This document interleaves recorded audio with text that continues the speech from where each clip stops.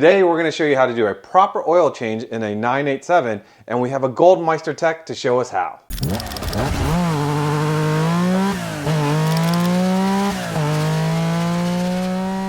Hit that subscribe button and turn on notifications by clicking on the bell icon and never miss a video. We've got lots of Porsche content coming your way. Many are quite intimidated when working on their Porsche, but we're here to tell you you can do this, save a couple $100s. First off, you want to start with a quality oil. Today we have Rove German-made oil approved by the manufacturer, and we've got a couple of tools to get started. Just a few tools. We're just going to need basically a 3/8 ratchet, and you're going to need an 8mm Allen socket to take the drain plug out.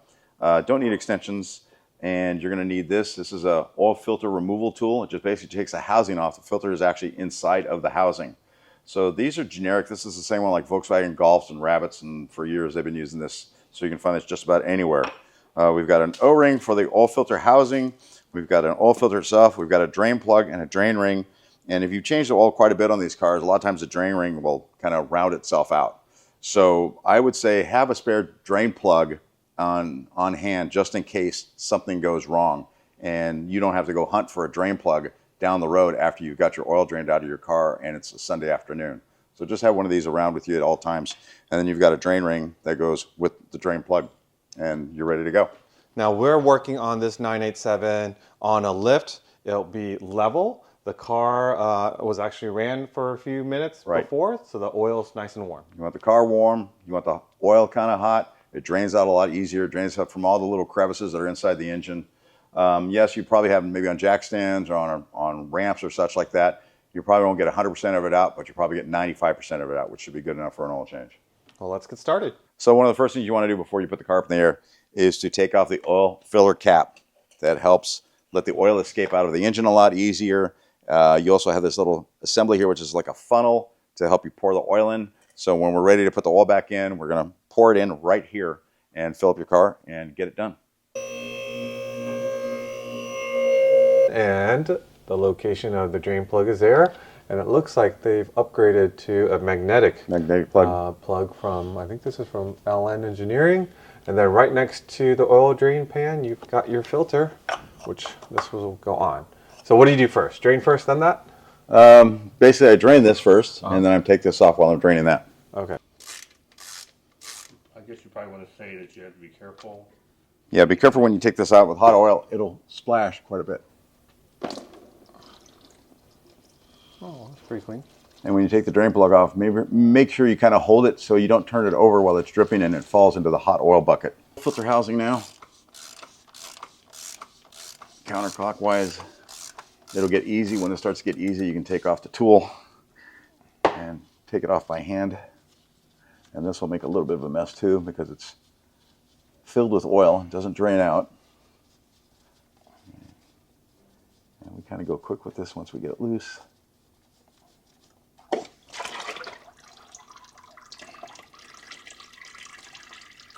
Another benefit to doing your own oil changes, in addition to saving money, is you can take the time while things are draining to look around. And on this car, we notice it's not a leak, but we definitely notice some oil around this bottom area here. So that's something to investigate, or at least keep track of and see if it's gonna get worse. I don't think the owner has any issues of oil on the floor of their garage or anything like that. And Peter, remind me, would this be considered an oil leak in Porsche's world? If it's not dripping on the ground, it's not a leak, according to Porsche. So just keep an eye on it. Yeah. So now we have the old oil ring off. I can put the new one on. So we just slide it around. You can see there's a groove for the O-ring. And as you spin it around, your hands are going to have a little bit of oil on it, especially if you use gloves. You can oil it up pretty good. Now you want to take the oil filter, and you really got to kind of push it up into the slot. Now that's in place. Take the oil filter housing and put it on. It'll start to squeak when the rubbers hit the metal. And that's snug. So now that we have the oil filter housing on, we're going to put the drain plug back in, new drain ring. So we're going to drop that back into place and tighten that up. This is an L&N magnetic drain plug, and actually sees if there's any metal coming from the engine. Tighten up the drain plug here. This is an Allen bearing assembly company drain plug, and it's 25 Newton meters, which is how much, Manny? 18 foot-pounds. And the factory one was 37. Is it 1.2? We're going to put oil in the car using the Rovo oil that we're supplied to us.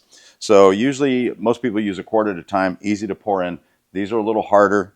You want to kind of tilt it up so that air can actually get into it as you're pouring in. And you just slowly turn. Now that we've got it full of oil, put the oil cap back on. We're going to reach inside, start the car up. If you've got a stick shift, it's best to sit in the car and do this and not push the clutch pedal down while you're starting the car. So once you get the car started, it's going to want to get the operating temperature before you can check the oil level. What you can do is you can turn the car off and turn the key back on. It'll have a countdown timer. And if you start the car up totally cold, it'll say 59 minutes, and it goes down like to 10 minutes, and it goes to 5 minutes, and then it gets to like a minute, depending on the temperature of the oil.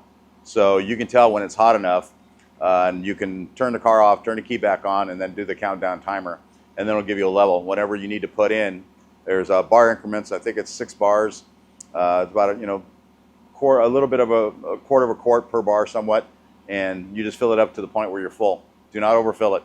Just like that, we're almost done with our oil change. We threw in about 8 quarts of Rovet oil, 7 3/4 or so liters. But what's most important is you look at the gauge. This car does not have a dipstick on it, so you want to look at the gauge. It's going to count down. We warmed it up for a little bit, let the oil run through the system. Looking at the gauge, we're showing that it's full. Well, it's full. With that, we're good to go.